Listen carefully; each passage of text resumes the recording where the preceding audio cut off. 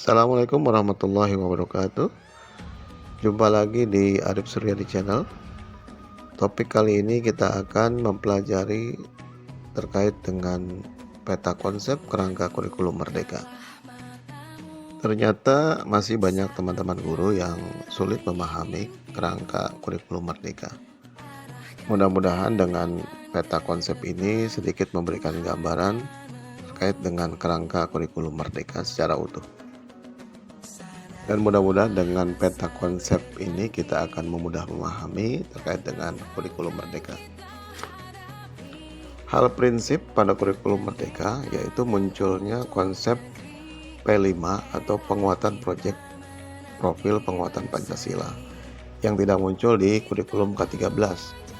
Dulu ada istilah PPK, penguatan pendidikan karakter pada zaman Pak Muhadjir. Kemudian ada penumbuhan budi pekerti pada zaman Pak Anies Baswedan dan 18 karakter bangsa pada zaman Pak SBY. Konsep ini sebenarnya mirip, tapi pelaksanaan pembelajarannya yang berbeda. Karakter dulu dimasukkan ke dalam RPP tapi tidak terlihat nyata. Tetapi dengan kurikulum merdeka, P5 ini di dalam karakter, actionnya sangat jelas. Baik, kita fokus kepada P5 yang mempunyai 6 dimensi, yaitu beriman, bertakwa kepada Tuhan Yang Maha Esa, berkebinekaan, gotong royong, kreatif, mandiri, dan bernalar kritis.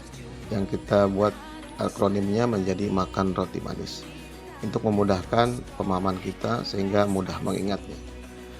Segala bentuk pembelajaran pada kurikulum merdeka ini muaranya atau tujuannya kepada P5 atau penguatan proyek profil penguatan pelajar Pancasila. P5 ini dapat didekati melalui 4 pendekatan atau 4 kegiatan pembelajaran. Yang pertama adalah budaya sekolah, yang kedua adalah ekstrakurikuler, yang ketiga adalah intrakurikuler, yang keempat adalah P5 itu sendiri. Untuk budaya sekolah dan ekstrakurikuler, konsepnya ini sebenarnya tidak jauh berbeda dengan kurikulum 13 atau sama persis dengan kurikulum K13. Maka tidak kita bahas secara detail karena tidak begitu urgent dan signifikan. Yang berbeda konsepnya itu adalah intrakurikuler dan P5, di mana intrakurikuler dan P5 diberikan alokasi waktu yang jelas alokasinya yang sudah terpetakan. Misalnya intrakurikuler diberi alokasi waktu antara 70-80%, sedangkan untuk P5 diberikan alokasi waktu sekitar 20-30%. Nah, inilah bedanya dengan kurikulum sebelumnya, di mana yang dulu pendidikan karakter tidak diberikan alokasi waktu khusus seperti sekarang, maka sekarang diberikan alokasi khusus sebanyak 20-30%.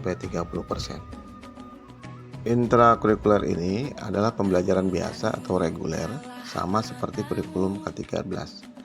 Basisnya adalah CP atau konsep yang sama dengan KI dan KD.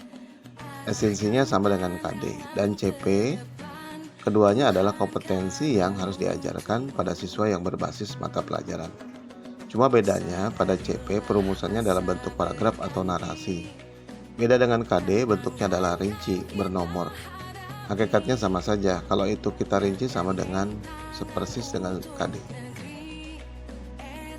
Kemudian kalau P5 ini itu tidak berbasis capaian pembelajaran atau di proyek profil pelajar penguatan Pancasila ini tidak sama sekali untuk mencapai capaian pembelajaran, tapi berdasarkan tema. Temanya ini sudah disediakan oleh pemerintah. Ada 7 tema, tinggal pilih. Ini tidak sama sekali berkaitan dengan mata pelajaran. Tidak berkaitan juga dengan CP, tapi berkaitan dengan tema. Di antara temanya adalah kewirausahaan, kearifan lokal, kehidupan berkelanjutan, suara demokrasi, bangun jiwa dan raga, dan berkaitan dengan teknologi. Ini semua disediakan oleh pemerintah P5 berdasarkan tema dan bukan mata pelajaran. Jadi jangan bingung-bingung, nanti semua ada panduannya. Untuk intrakurikuler juga ada panduan pembelajaran dan asesmen. Kalau masih kesulitan juga nanti ada contoh-contoh yang dikeluarkan oleh Kemendikbudristek. Untuk P5, proyek penguatan profil pelajar Pancasila, ini dokumennya ditetapkan oleh Kepala BSKAP nomor 009 garis miring H garis miring KR garis miring 2022. PSKAP ini singkatan dari Badan Standar Kurikulum Asesmen Pendidikan. Sedangkan untuk CP atau capaian pembelajaran ini mengalami 4 kali perubahan keputusan.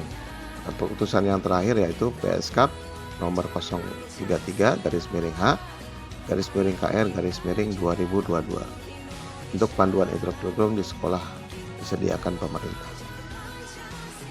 Nah, selanjutnya apa yang harus dilakukan guru untuk mengajar? Ya tentu guru wajib membuat perangkat ajar seperti dulu, ya seperti biasanya. Dulu ada program tahunan, ada program semester, ada analisis, ada silabus, ada RPP.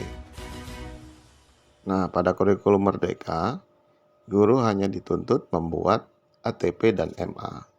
Apa itu ATP? Yaitu alur tujuan pembelajaran, dan MA adalah modul ajar. ATP itu sama persis dengan KIKD, sedangkan MA hampir sama dengan RPP. Capaian tadi itu kan dalam bentuk kompetensi yang masih global.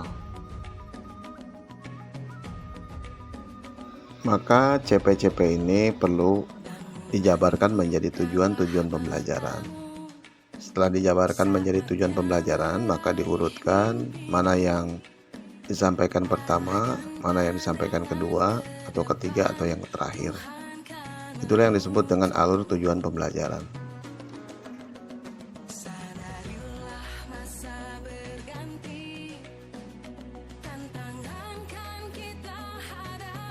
Bagaimana bentuknya juga jangan khawatir, nanti itu ada contoh-contohnya. Nah, setelah membuat ATP atau alur tujuan pembelajaran, maka nanti kita akan membuat atau juga membuat yang namanya modul ajar. Nah, ini nggak usah bingung atau susah. Modul ajar itu sebenarnya sama dengan RPP atau lesson plan. Jadi komponennya minimal itu ada 3, yaitu tujuan pembelajaran, langkah-langkah pembelajaran, dan asesmen komponen penilaian. Itu minimal 3. Kalau lebih ya boleh, silahkan saja. Kemudian untuk yang P5 itu dibuat berdasarkan tema, dari tema yang dipilih. Kemudian nanti dibuat menjadi modul proyek berupa perencanaan pembelajaran, langkah-langkahnya seperti apa, asesmen seperti apa, ya mirip-mirip dengan RPP. Jadi acuan Bapak Ibu cukup dengan dokumen BSKAP 009 garis miring H garis miring KR garis miring 2022 untuk P5, dan untuk intrakurikuler cukup mempelajari dokumen BSKAP 033 garis miring H garis miring KR garis miring 2022. Jadi bagaimana membuat ATP? Maka kita hanya cukup membaca panduan pembelajaran dan asesmen. Kemudian bagaimana cara membuat modul proyek? Kita cukup membaca panduan P5. Untuk intrakurikuler kita perlu membaca BSKAP 033 garis miring H garis miring KR garis miring 2022. Nah, secara garis besar maka ada 4 dokumen yang kita perlu pahami pada kurikulum Merdeka. Yang pertama adalah P5 atau proyek penguatan profil pelajar Pancasila. Yang kedua adalah capaian pembelajaran atau CP. Yang ketiga adalah panduan pembelajaran dan asesmen. Dan yang keempat adalah panduan proyek P5. Ini adalah 4 pokok yang harus dipelajari. Untuk memahami lebih detail secara teknis, Bapak Ibu bisa masuk ke platform Merdeka Mengajar. Demikian pemaparan tentang peta konsep kurikulum Merdeka. Semoga bermanfaat. Assalamualaikum warahmatullahi wabarakatuh.